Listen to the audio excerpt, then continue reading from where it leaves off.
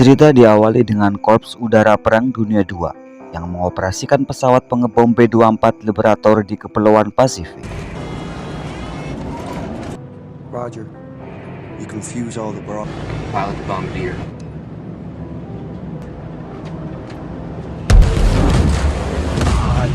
Oh boy.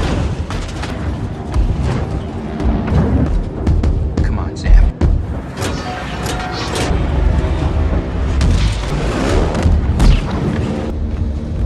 Just like Christmas.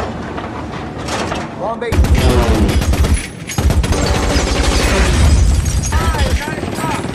Louis Zamperini alias Louis adalah seorang pengebom yang bersama krunya terlibat dalam misi pengeboman terhadap Jepang.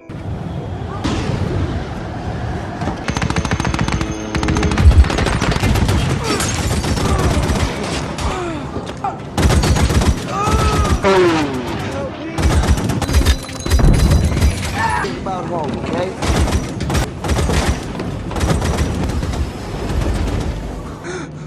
Here, take this.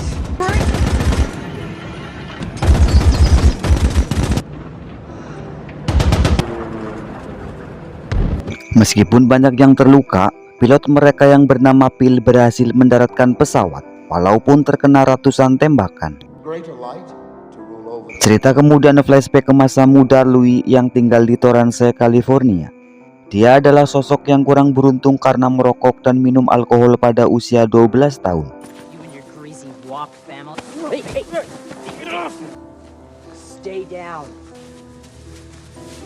Setelah tertangkap berkelahi, polisi mengantar Louis pulang ke rumah. Sorry, Louise. He was... And, Cuore. Perché ti comporti così? Saat tiba di rumah, ayahnya sangat marah karena ini bukan pertama kalinya terjadi. Mereka adalah keluarga Italia tradisional yang kini menetap di Amerika. Di sebuah pertandingan bisbol, Louis tertangkap basah di bawah bangku penonton sedang mengonsumsi rokok dan alkohol, lalu melarikan diri untuk menghindari masalah. Dari sinilah kakaknya menyadari bakatnya sebagai pelari. Kakaknya mulai melatihnya dan membantu Louis untuk terhindar dari masalah. I do.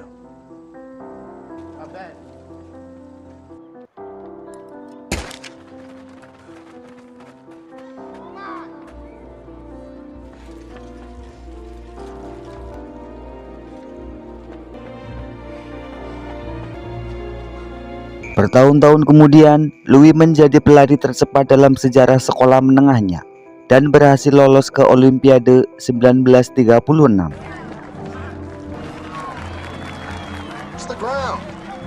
Di Olimpiade, meskipun memulai perlombaan dari posisi terakhir, Louis berhasil berlari lebih cepat dan mencetak rekor dunia untuk Amerika.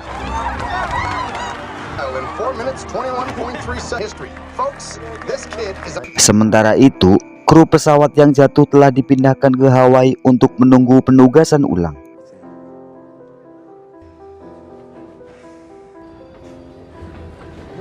Louis membuat rekan-rekan tentara terkesan dengan terus berlatih dan berlari dengan kecepatan 4 menit per mil.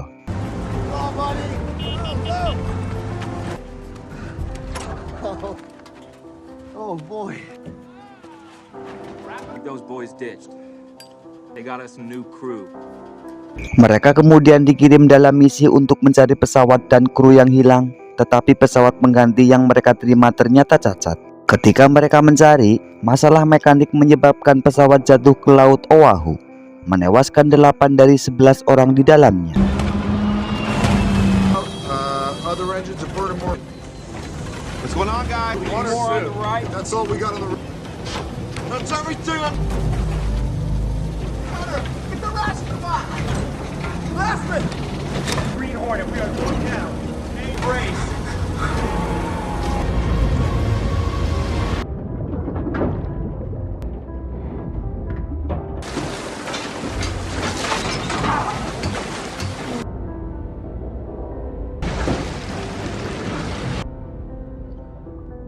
Hanya 3 orang yang selamat, Louis, Phil, dan seorang pria bernama Mac yang berhasil naik ke skoci penyelamat.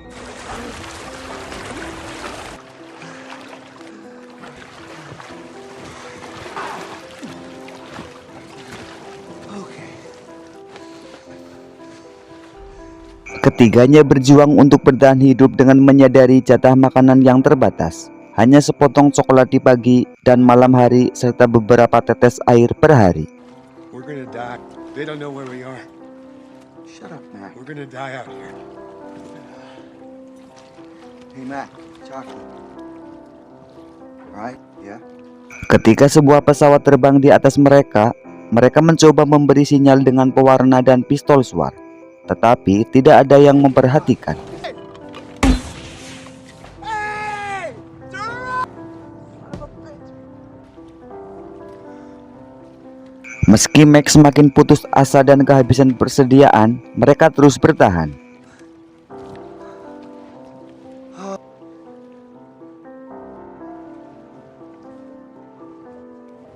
Mereka berhasil menangkap seekor albatros yang hinggap di Sekoci dan mencoba memakannya, tetapi segera memuntahkannya kembali.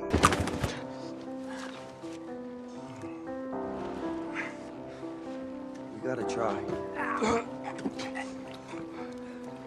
Setelah itu, mereka menggunakan albatros tersebut sebagai umpan untuk menarik ikan dan memakannya mentah-mentah.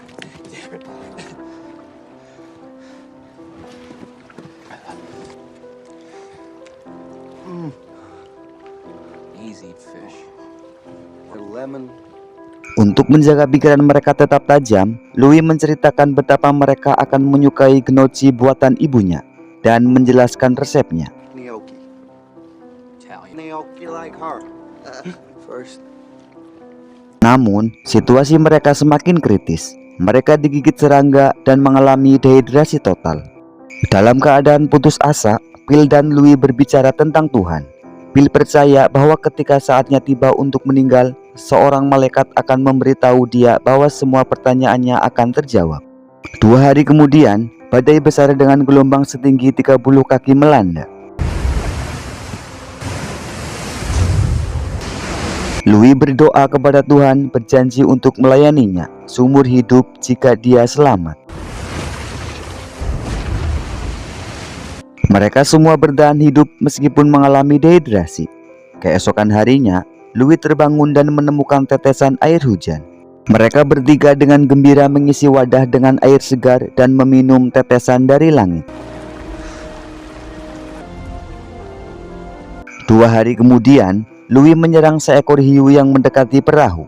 Dia menusuk mata hiu tersebut dengan obeng dan menyeretnya ke perahu untuk dilahap.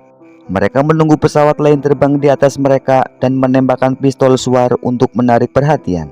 Pesawat tersebut berputar-putar dan semua orang tidak percaya bahwa mereka akhirnya akan diselamatkan setelah 4 minggu yang mengerikan. Namun, pesawat itu mulai menembaki mereka. Mereka segera melompat ke dalam air dan bersembunyi dari peluru, berusaha menghindari hiu. Ketika mereka kembali ke Sekoci, penembakan masih berlanjut. Louis menyelam kembali ke dalam air, sementara Mac dan Phil bersembunyi di atas kapal. Louis kembali dan terkejut melihat mereka selamat, karena mereka berhasil menghindari peluru dengan tetap berjongkok di Sekoci. Setelah pesawat itu pergi, mereka menambal lubang-lubang di Sekoci agar tetap mengapung. Louis dan Phil berbicara tentang bisbol untuk mengalihkan perhatian mereka. Namun, keadaan Max semakin memburuk dan dia perlahan-lahan meninggal.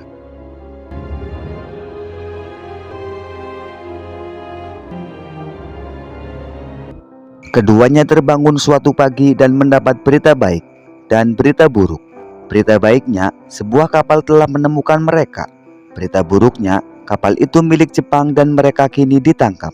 Louis dan Phil dibawa ke kamp tawanan perang dan dikurung dalam sel penjara.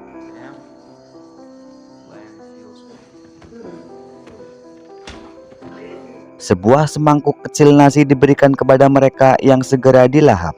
Suatu pagi, Louis diseret keluar dari sel dan dibawa ke hadapan seorang perwira Jepang dan penerjemah. Saat ditanya tentang keberadaan pasukannya, Louis menjawab tidak tahu. Perwira itu mengenali Louis sebagai seorang atlet olimpiade. Mereka bertanya, apakah Louis seorang pengebom? dan dia bertanya tentang nasib para marinir yang tertinggal di pulau tersebut dan diberitahu bahwa mereka telah dieksekusi. Louis kembali ke dalam selnya dan mengukir namanya di dinding, di antara nama-nama lain yang juga pernah ditahan di sana. Sebulan kini telah berlalu.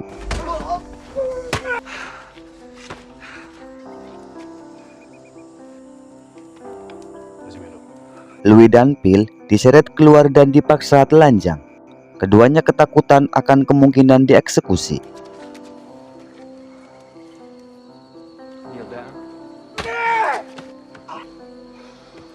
Namun, mereka justru disiram air dingin dan diperintahkan untuk mencukur.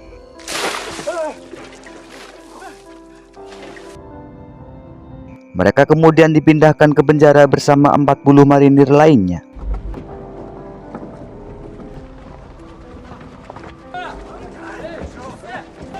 Kelompok itu diangkut dengan truk ke Tokyo dan dipindahkan ke kamp tawanan perang di Teluk Tokyo.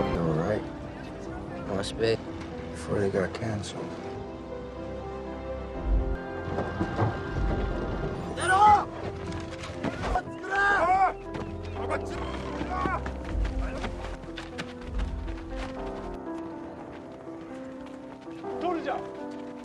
Mereka disambut oleh Kopral Matsushiro Watanabe yang dijuluki Burung. Dia memberitahu mereka bahwa mereka adalah musuh Jepang dan akan diperlakukan sesuai dengan status mereka. Louis mencuri pandang ke arahnya. Burung mendekat dan memerintahkan Louis untuk menatapnya.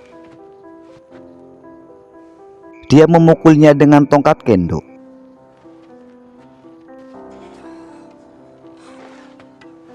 Louis berdiri lagi dan burung mengulangi tindakan tersebut, mematahkan hidungnya. Louis tidak memiliki pilihan selain menahan pelecehan itu. Burung menginformasikan bahwa mereka akan dikarantina untuk mencegah penyebaran penyakit. Louis dan tahanan yang lain menetap di barak. Marinir lain menjelaskan tentang burung, nama yang mereka berikan karena tidak ingin memanggilnya dengan sebutan lain.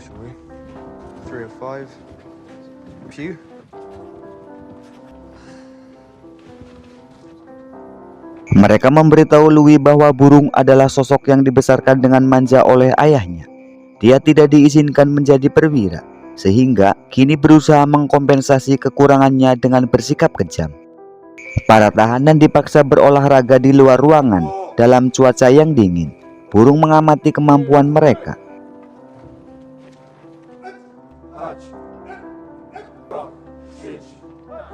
Burung mengklaim bahwa mereka memiliki orang terkenal di tengah mereka dan menanyakan atlet olimpiade di antara mereka. Meski enggan memperkenalkan dirinya, Louis terpaksa bertanding melawan seorang pemuda Jepang.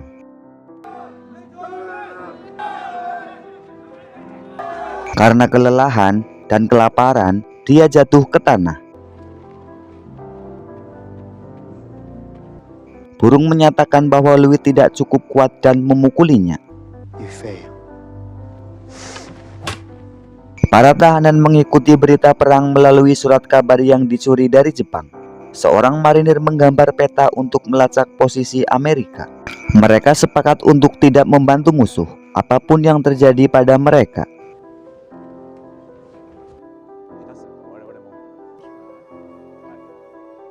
Para tahanan menjalani kerja paksa, termasuk membersihkan jamban.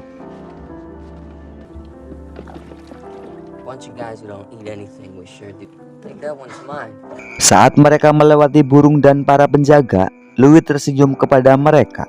Mereka pergi ke laut untuk membuang kotoran mereka. Barak-barak digeledah dan burung menemukan peta tersebut. Seorang prajurit dipukuli.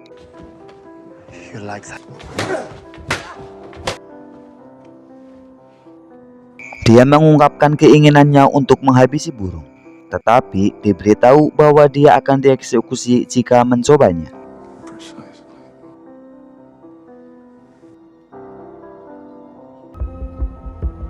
Para tawanan perang terbangun di tengah malam oleh burung dan para penjaga. Burung mendekat dan memukul Louis karena tidak berada di tempat yang tepat. Suatu pagi, seorang pria memberitahu Louis bahwa pelari olimpiade terkenal bernama Zamperini dikabarkan telah meninggal. Mereka bertanya, apakah Louis ingin menyampaikan kabar melalui radio kepada keluarganya bahwa dia masih hidup. Louis pun setuju dan diantar ke stasiun radio.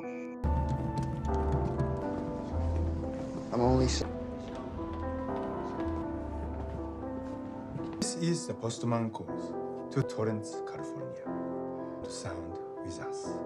Pleasure is all ours. The city will have heard my voice. Dia memberitahu keluarganya bahwa dia tidak terluka dan dalam keadaan baik-baik saja.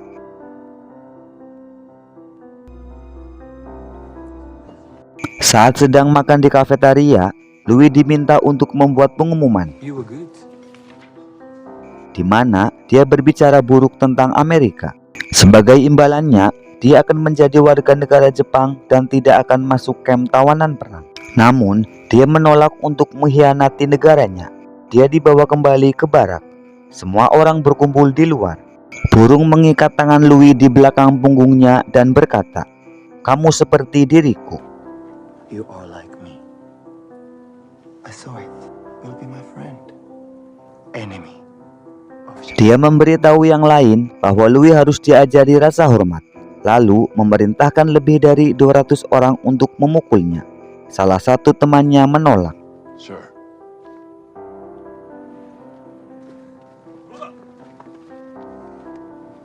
Sebagai balasan, burung mulai memukul temannya.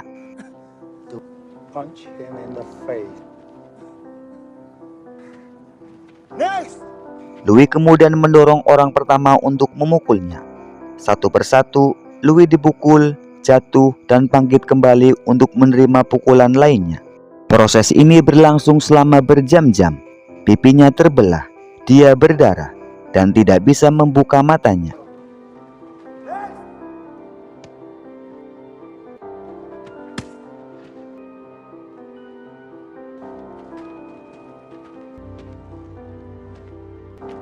Bulan demi bulan berlalu, pementasan Cinderella di luar ruangan, di mana para tahanan memainkan semua peran. It's our morning dance routine. The eye of the dreamy Brunhilde. Fix my hair. Burung duduk di samping Louis dan memberitahu bahwa dia dipromosikan dan dipindahkan ke camp lain. Dia memberitahu Louis bahwa ini adalah kabar buruk karena dia harus mengucapkan selamat tinggal pada semua temannya. Burung meminta Louis untuk mengucapkan selamat atas promosinya, tetapi Louis tetap diam.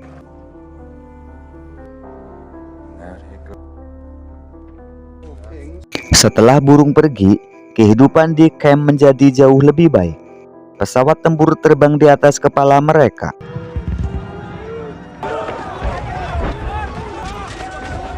Bom meledak di sekitar mereka. Kelompok itu khawatir jika sekutu menang, Jepang akan memerintahkan untuk mengeksekusi semua tawanan. Jika Jepang menang, mereka akan mati. What are we supposed to be praying for? Keesokan harinya, kelompok itu dipindahkan ke kamp baru melewati reruntuhan akibat bom.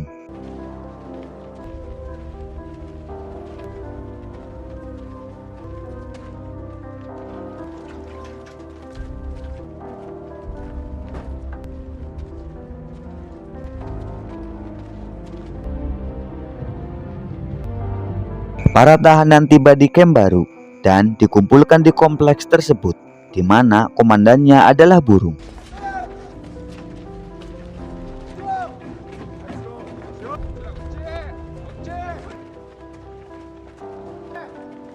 Louis pingsan saat melihatnya. Burung memberitahu mereka bahwa mereka semua akan bekerja di tongkang batu bara, dan siapapun yang tidak membantu akan dieksekusi. You're commanding of enemies of Japan. Burung bertanya kepada Louis, mengapa dia tidak bisa menatap matanya. In the eye. Kelompok itu menetap di barak mereka. Seorang tahanan perang Australia memberitahu bahwa tidak ada yang tahu mereka ada di sana. Dan ini adalah akhir dari segalanya. Semua orang bekerja keras untuk memindahkan batu bara yang berat ke dalam gerbong kereta. Batu bara tersebut diletakkan dalam keranjang yang diikatkan di punggung tawanan perang. Mereka kemudian harus menaiki tangga sepit setinggi 5 lantai. Batu bara yang berat membuat seorang pria pingsan dan jatuh dari tangga hingga meninggal. Semua orang harus terus berjalan seolah tidak terjadi apa-apa. Suatu hari saat bekerja, para tahanan diberitahu bahwa Presiden Roosevelt telah meninggal. Seorang pria menangis tersendu-sendu, tetapi yang lainnya tidak bereaksi. Louis mengalami cedera pada kakinya yang merusaknya secara permanen.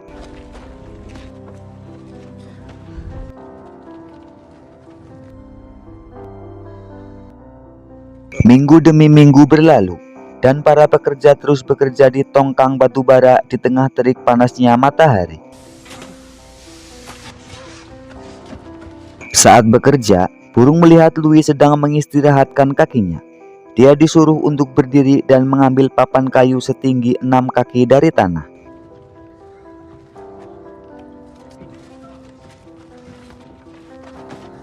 Louis berusaha melawan, namun akhirnya mengikuti perintah. Burung memberitahu para penjaga bahwa jika Louis menurunkan papan, mereka harus menembaknya. Over your head.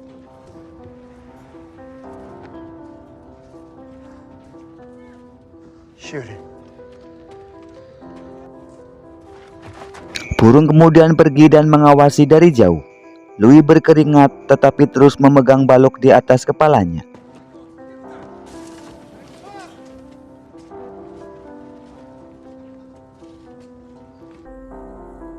Beberapa menit berlalu dan semua orang memperhatikan. Louis tetap bertahan meskipun dalam kondisi yang sangat lemah.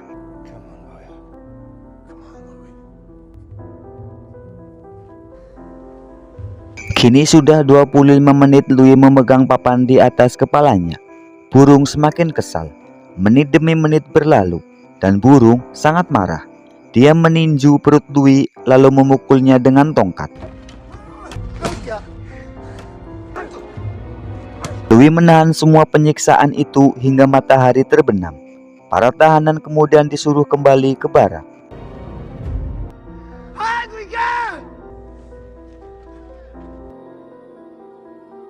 Suatu hari, para tahanan diberitahu oleh penjaga bahwa perang telah mencapai titik genting.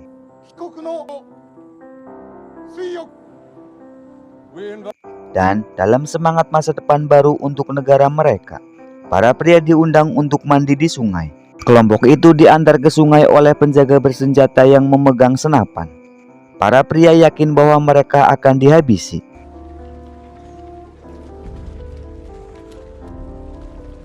Saat mereka sampai di sungai dan mulai mengarungi air, para pria mengelilingi mereka dengan senjata.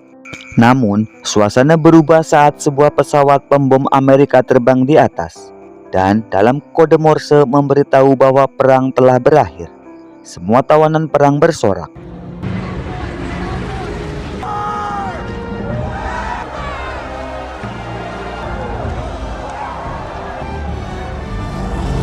Paket-paket makanan dan perlengkapan dijatuhkan dari langit. Kembali ke camp, Louis memasuki kantor burung. Dia melihat foto burung saat kecil bersama ayahnya yang seorang pemimpin militer. Tongkat kendo bersandar di dinding, tetapi burung telah menghilang. Louis diterbangkan pulang ke California dan disambut hangat oleh keluarganya. Foto ini disandingkan dengan foto asli dari lokasi kejadian. Louis menikah dan memiliki keluarga, serta tetap bersahabat dengan Phil. Burung tetap bersembunyi selama beberapa tahun sebagai penjahat perang. Tetapi Amerika Serikat akhirnya memberikan amnesti dalam upaya untuk berdamai dengan Jepang. Louis menepati janjinya untuk melayani Tuhan yang telah mengubah hidupnya dan membantunya memaafkan. Dan cerita pun selesai.